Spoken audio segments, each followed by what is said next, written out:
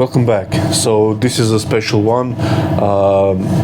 It's the first video in hopefully many in the series called Four Ways, where four woodturners, Mike Peace, Sam Angelo, famous Richard Raffan, and myself make their own version of the same project. So each month each of us will dictate a certain project and certain dimensions and set some criteria, color if we need to add some color and stuff like that. This month's project is cross-grain box with a color embellishment. Now the minimum dimensions were 3 inches diameter or 80 mil and 2 inches high, which is around 50 mil. And the only criteria, like I said, is to make it in cross-grain orientation. And I struggled to show you actually my project in the beginning or the end, so you actually get to see the project now and you get the idea of where I'm going with each step I'm making in this video, and as I explained along the way. So this is my version. It's walnut, and some of you might be thinking why color walnut, but walnut to me is like any other wood. So I did make two mistakes. One was a very rookie mistake, and that was when I was making a base, I forgot to turn on the camera and I got two bases. So the second mistake was this was actually a lot thicker. It was 2 inches thick, but I drilled the screw hole here, which was meant to be on the inside. My intent initially was to just put this on the screw chuck and turn a tenon here, any tenon, any size, doesn't matter, and flip it around and make the inside, and that screw hole will be gone.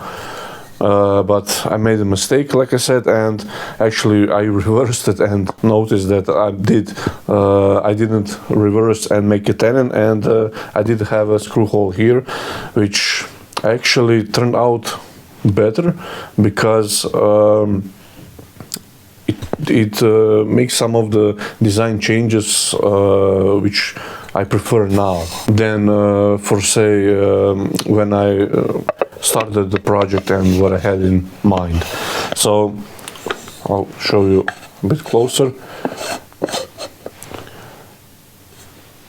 So there's a big bead here, so you can grab it and open it.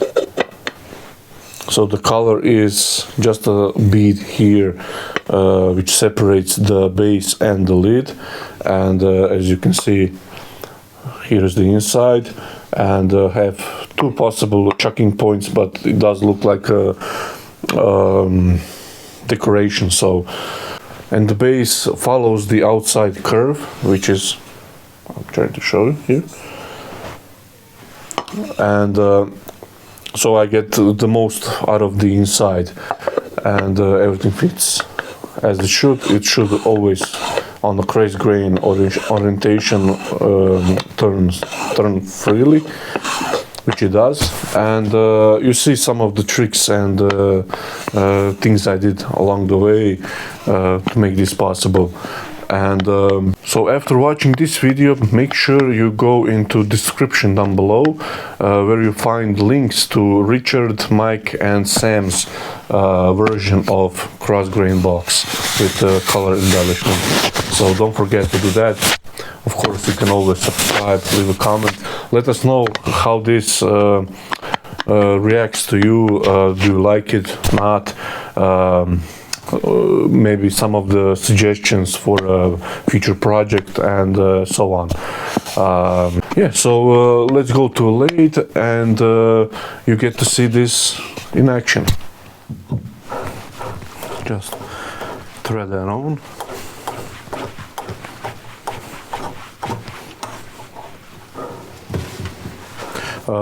This is actually a second attempt because I made this lovely thing. As you can see, it turned out really well, but there is one problem. I forgot to press record, and yeah, so I'm making another base. So I'm using ball gouge.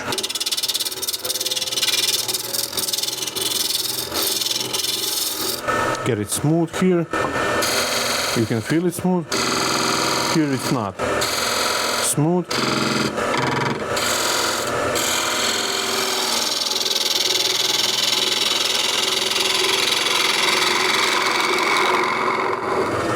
To the center.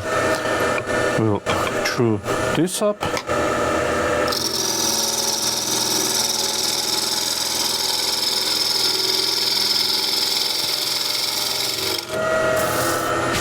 So that's okay.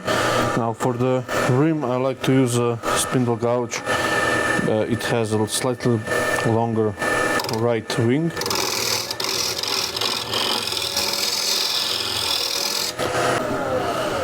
So that's all I have. Again, I'm using ball gouge here. You can use a spindle gouge as well. Use all of the left wing and you get this lovely shaving.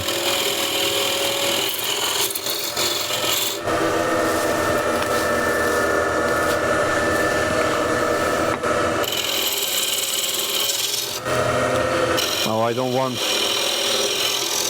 large foot, just maybe 2 mil, something like that. I'll start shaping this.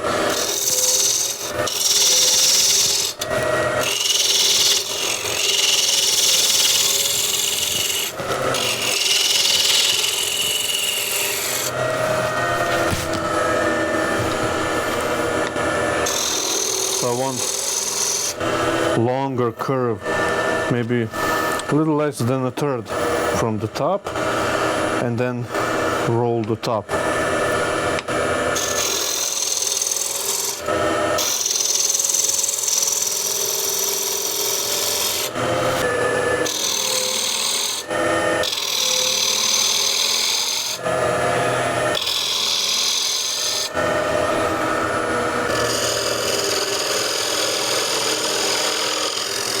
And drag it out. So that's nicely cut.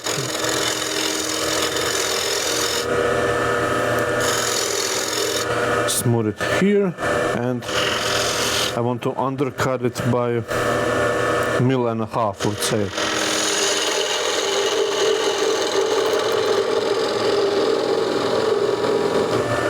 Now, what I want to do for a decoration is something similar like on this one, a big shallow bead or button. Now the easiest way I found to do this is to find the center and drop the handle and move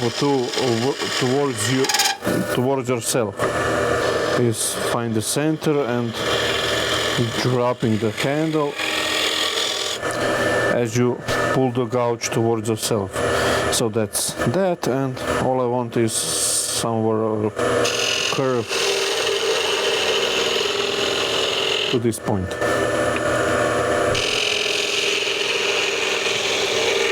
Nothing fancy.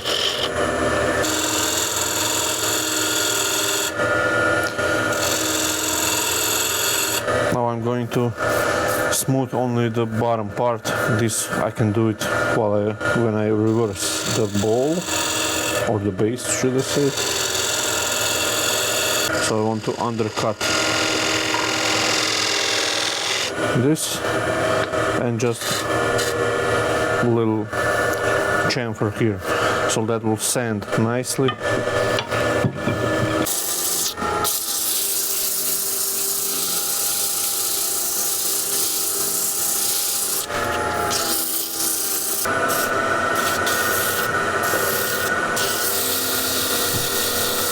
Now for this part here I use homemade inertia sander.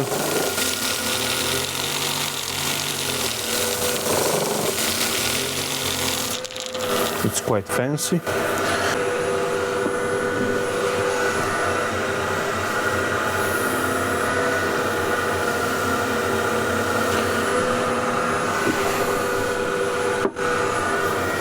Now since I still have to smooth this part here, I won't go all the way.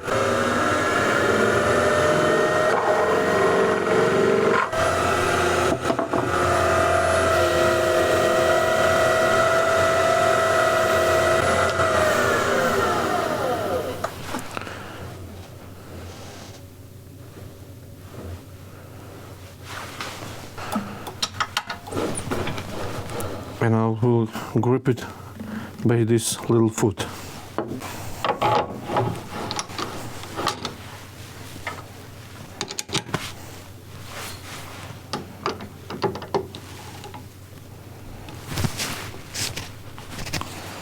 First things first is to finish this, flatten it. I'm using a ball gouge. Like so.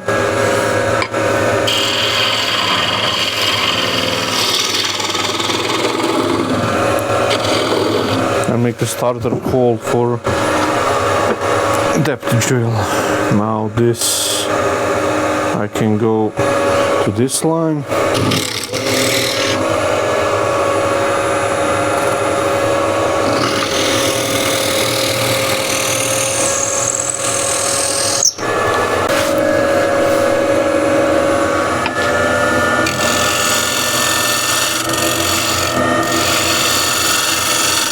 This side as well, to go with the grain. This is the ridge where the curve and the flat meets. I need maybe 2 to 3 mil of a sort of a flat spot, and this part will be a rabbet for the lid, and this part here will have a flat coming up, maybe 2-3 mil as well. Which will have a paint. That's the idea, anyway.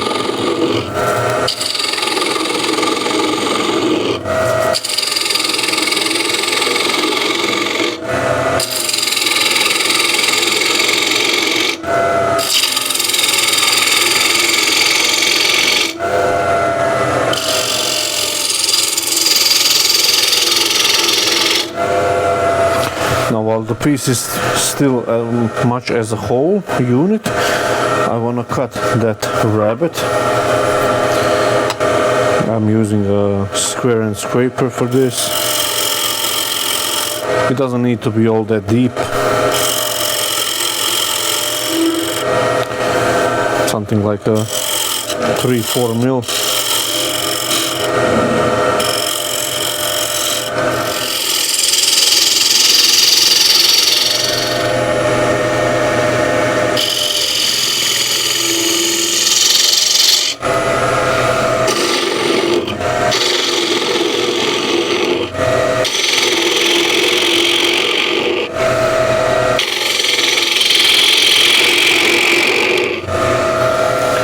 Okay, and to undercut it so it's almost matching the curve from the outside.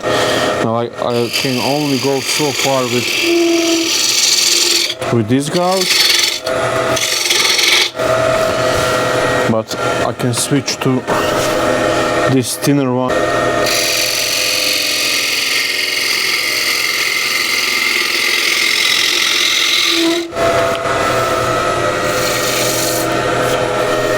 Bit more. I want to point the tool rest in.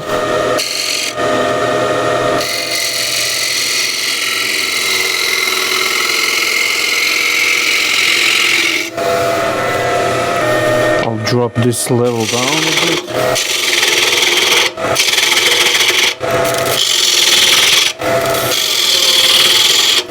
Now I didn't want to remove all of this mass at the bottom of the base because it will start maybe move a little bit here, so I want to have as much as the weight at the bottom as I can.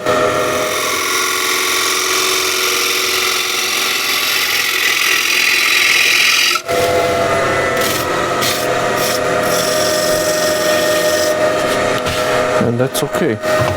See the surface. The important thing to me is that there is no tear out. I can deal with the ridges, but not the tear out. And I can use a square end scraper to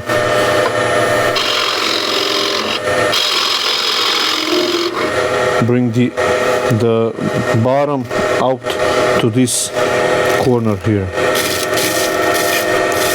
This corner here.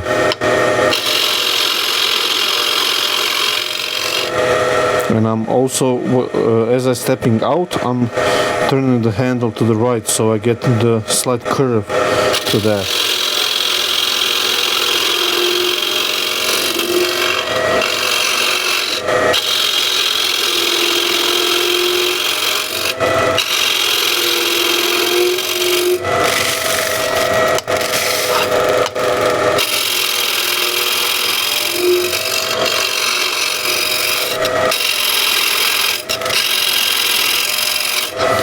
Now for this, the rest I need a scraper, another kind.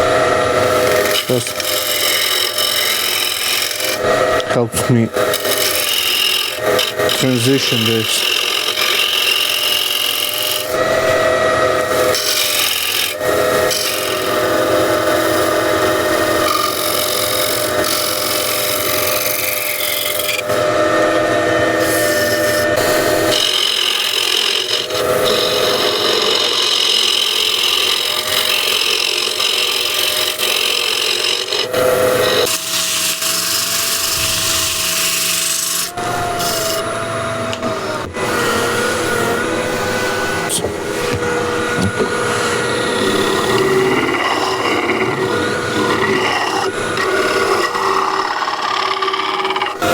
Make sure you clean out the wax from the rabbet here. Let's see how it looks.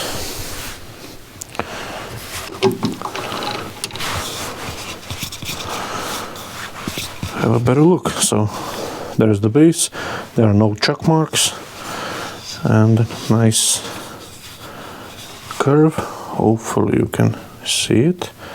And the inside, so it's undercut, so it's like a hollow form, or maybe like a narrow opening bowl. I just want to use as much of the wood I have, so I like that. And let's go for the lid. Now for the lid I don't need a depth hole because I'm going to bottom of this screw hole again. Screw it on. Nail gouge, use the wing, or you can use a ball gouge as well.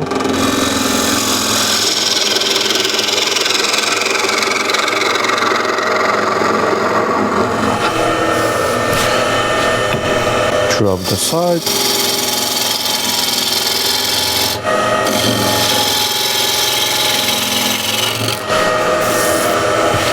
Popularly known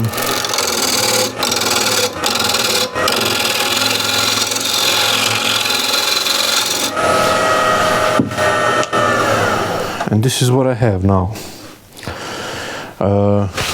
First things first is to make a tenon for that rabbet. So that's the diameter I need for the base. I want first things first is to set that up. So that's around 2 mil deep, something like that. Now I have this shallower gouge for details.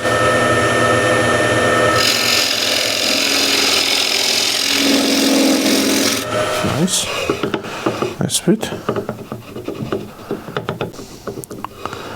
Because you do want some room to wood to play because of the seasonal changes in humidity and stuff like that.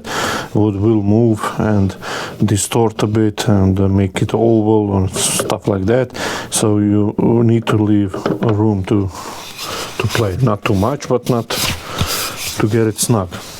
And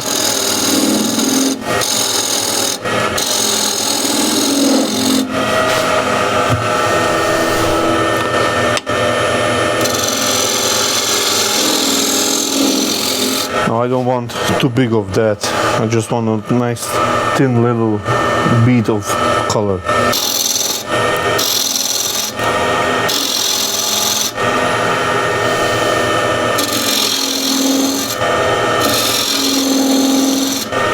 Ending. Okay, so that's okay. And that's okay.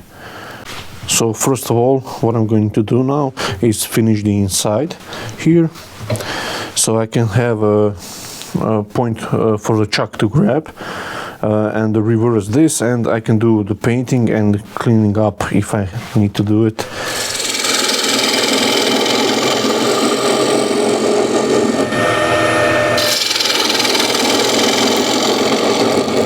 Now to save this, obviously I don't want to go all the way to the screw hole.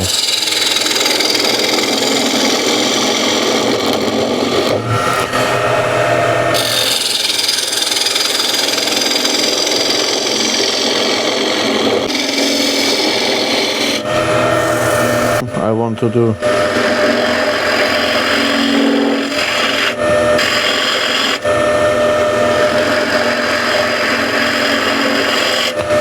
a button, and you always want to do something that doesn't look like it's for a chuck, so I want to go somewhere around here maybe.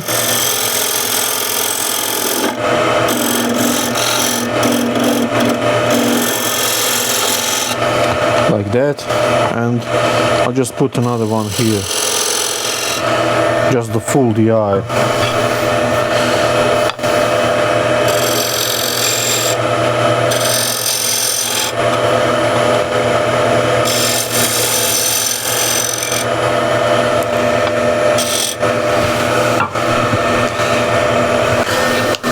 Let's see how the surface looks.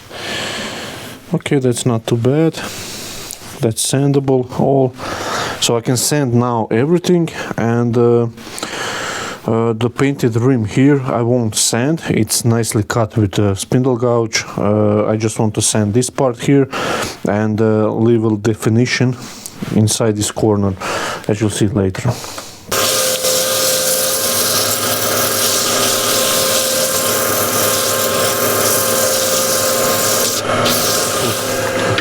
I need to put oil in these grooves, and that's it. The rest of it I can do it from the other side.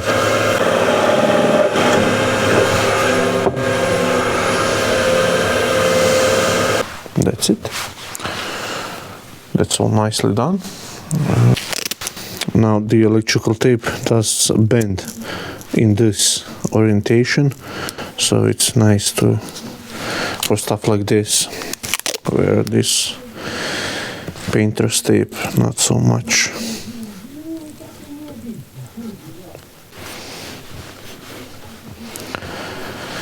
Now once again with the skew I want to cut into that definition line.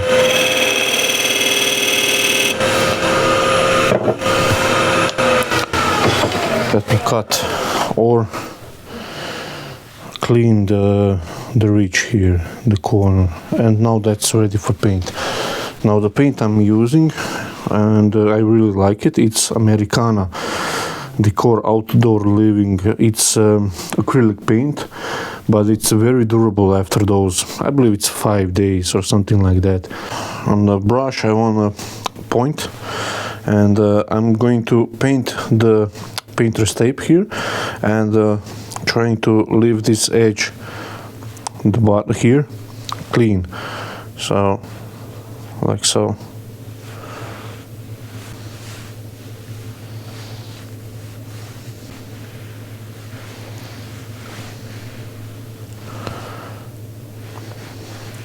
So put a definition line as well from this side, so we clean all of the paint here, and it should be nice.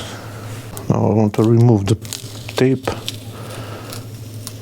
and I want to go in the opposite way, so I try to remove all of it at the same time. Now I have a little bit of a rough corner there, but that's where I'll put the skew chisel after it dries, and we'll get a clean definition.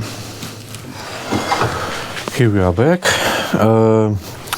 Now if you are going to take this somewhere like warmer, like in my shop it's 5 degrees Celsius, and we can bring it inside the house to speed up the drying process, at least for a touch, or you can use a hair dryer. So that's for that, and I want to clean this. I just want a light scraping action.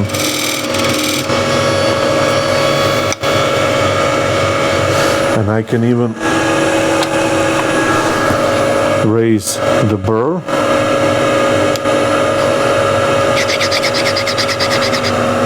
I can raise the burr on this side of the skew.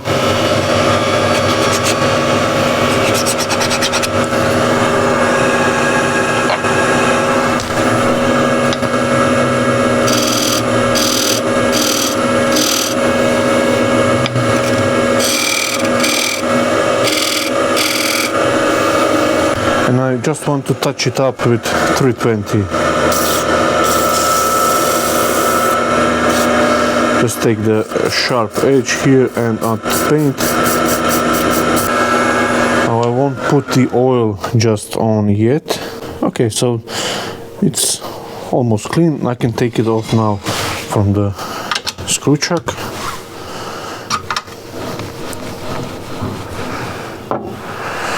And see what we have left in terms of design for the top of the lid.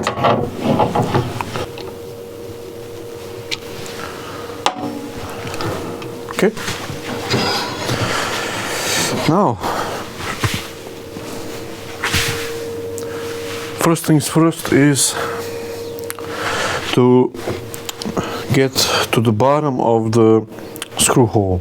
Now I don't want screw hole obviously to be in final piece, so first things first is to get to the bottom of this screw hole, so I know how much thickness I have.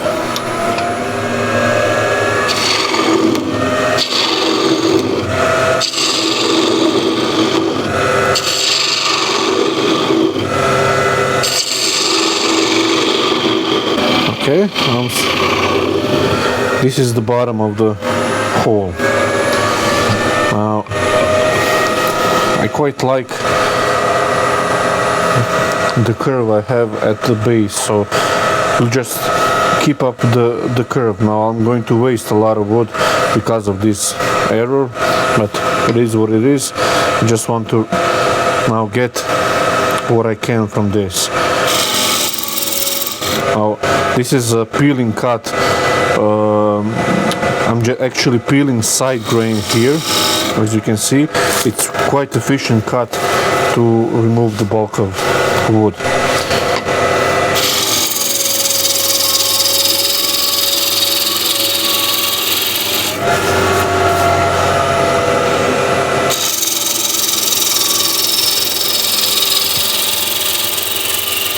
I want to project this a bit more in.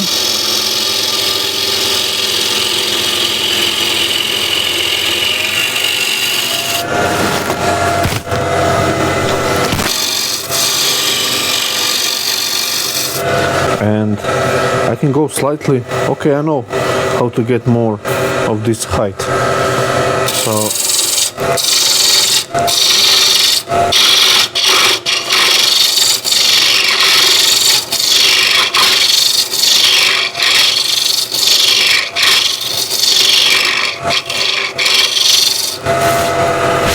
okay.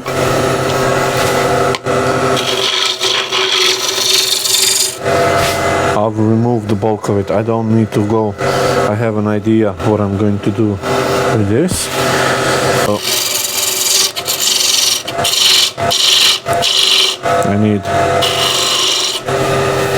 I think that will be enough. And I want a slight dome now here.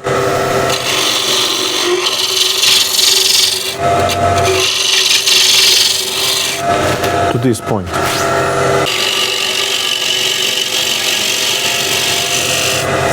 Okay. Oh.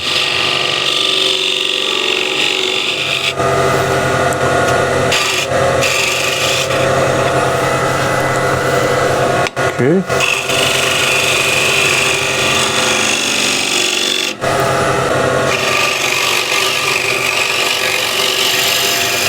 Now, for this next cut that I'm going to do, I'm going to reverse the rotation of the lathe. It's much easier since the camera is here and the bench is over there at this side of the lathe. So I'm going to cut it this way and shape the rest of this bead. Now for this you need to flick on your chuck, or you can put the grab screw or that collar the modern blades have.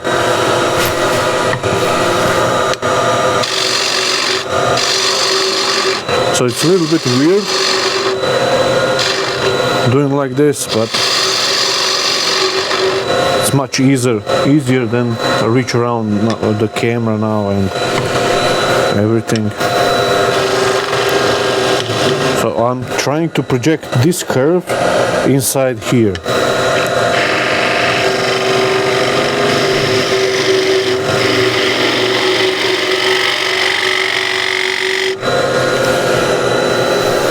Almost.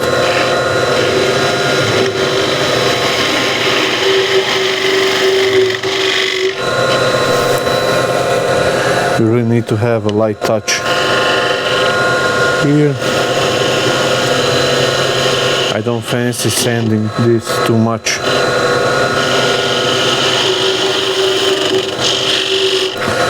Like that, and I want to undercut it like this as well.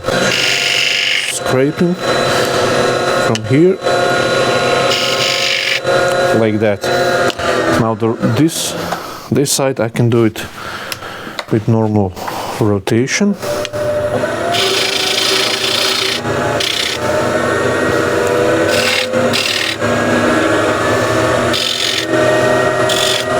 So I want to take it off and try it on the base to see how it looks.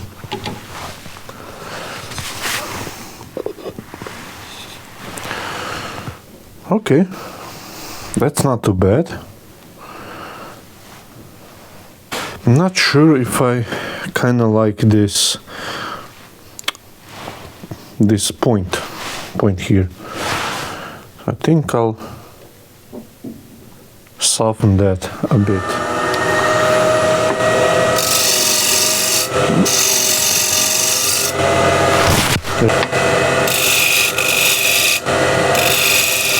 If it's going to be better. Okay, I believe that's better because this is all one curve and there's a lot of curve up here, so you need to have curve here, not a point. So okay, I kind of like this. Now what I can do here as well is make a bead here to mimic this one. Since I'm already playing around, let's pay a bit more.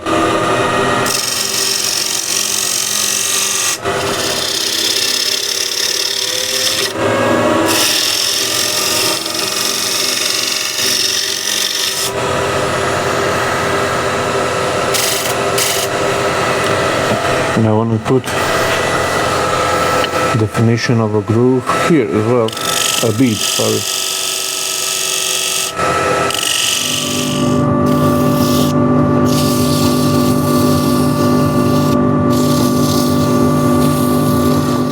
So oil, just want to turn the speed down so I don't get splattered. So I want to get the oil in all the nooks and crannies.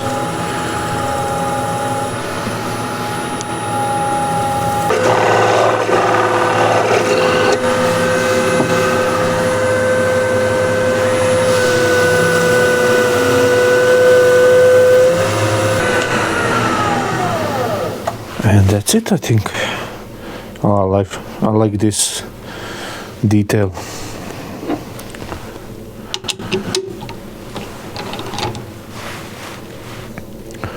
Okay, the paint looks okay. Moment of truth. I like this detail for a knob. So the curve goes underneath here, under the bead. You can grab it, hold it. You can grab it as well, like this. And let's see how it looks with the base.